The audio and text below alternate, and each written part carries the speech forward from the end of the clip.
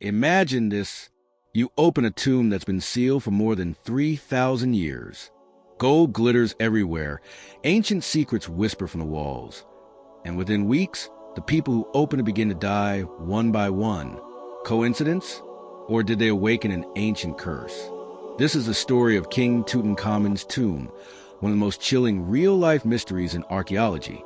But before we dive into the deaths, the legends, and the truth, this is Echoes of Mystery.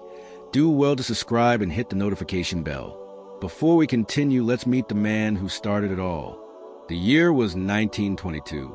British archaeologist Howard Carter had been searching the Valley of the Kings for years, and he was out of funding. His sponsor, Lord Carnarvon, was ready to pull the plug. But Carter begged for just one more season.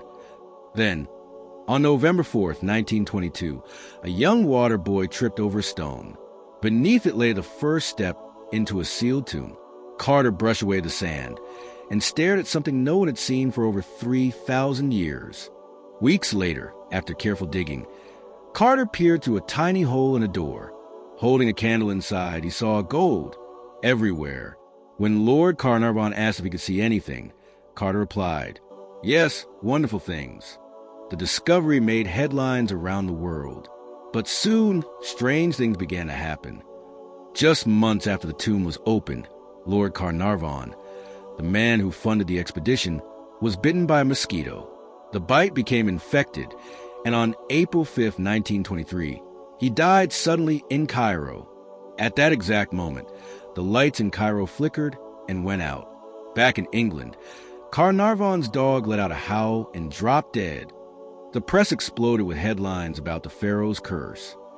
And soon, other deaths followed. George J. Gould, who visited the tomb, died of pneumonia shortly after. Arthur Mace, a member of the excavation team, died mysteriously in his sleep. Sir Archibald Douglas Reed, who x-rayed the mummy, never recovered from a sudden illness. Coincidence or something more sinister? King Tutankhamun was a teenage pharaoh, ruling Egypt from around 1332 to 1323 BC. He ascended the throne at just 9 years old and died mysteriously at 19. When his tomb was found, it was the most intact royal burial ever discovered, packed with over 5,000 treasures. But it was also protected by warnings, carved on walls and statues, promising death to those who disturbed the pharaoh's rest. One inscription read, "Death shall come on swift wings to him who disturbs the peace of king." So, was there really a curse? Or did something else kill those who entered the tomb? Modern scientists have some theories. Toxic mold growing inside the sealed tomb could have released deadly spores after 3,000 years. Bacteria on the mummy's linen wrappings may have caused fatal infections. And some argue that the deaths were simply coincidences, natural causes exaggerated by the media. In fact, a 2002 study examined 44 Westerners who entered the tomb. Their lifespans were no shorter than those who never did. Even Howard Carter himself, the man who literally opened Tut's sarcophagus, lived to be 64. If there was a curse, it seems to spare its main target. Despite science debunking it, the legend of the curse refuses to die. It's appeared in movies, novels, and horror stories for nearly a century.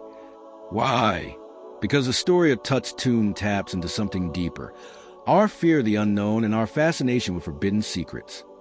We want to believe that ancient Egypt held powers beyond our understanding, that curses, gods, and spirits might still linger in those golden halls. And maybe that's the real magic of the story.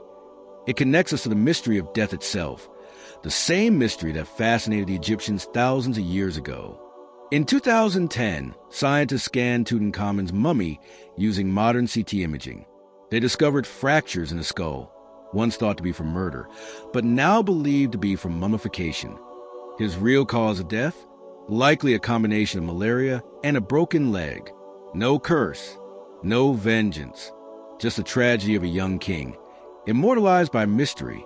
So maybe the curse of Tutankhamun wasn't a curse at all, but a story so powerful it refused to die. Because sometimes legends live longer than the kings who inspired them.